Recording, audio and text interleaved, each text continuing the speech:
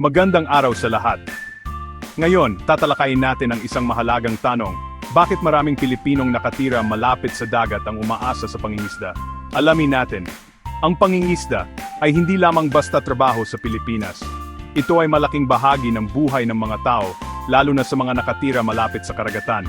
Isipin ninyo, pag sikat ng araw, pumupalaot na ang mga mangingisda. Sinusunod ang mga nakagisnang pamamaraan ng pangingisda ng kanilang mga pamilya at umaasang makauwi ng maraming isda. Sumasakay sila sa kanilang mga bangka at inihahagis ang kanilang mga lambat sa tubig, umaasang maraming mahuhuli. Pero hindi lang basta tungkol sa paghuli ng isda.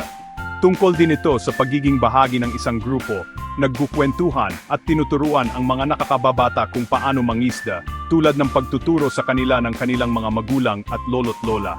Ang karagatan ang nagbibigay sa kanila ng pagkain, at bilang kapalit, inaalagaan din nila ang karagatan.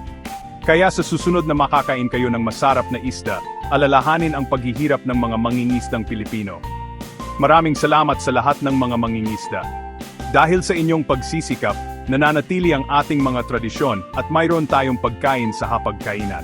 Samahan ninyo kami habang ating tuklasin ang mga kahangahangang bagay at mga pagsubok sa pangingisda sa Pilipinas.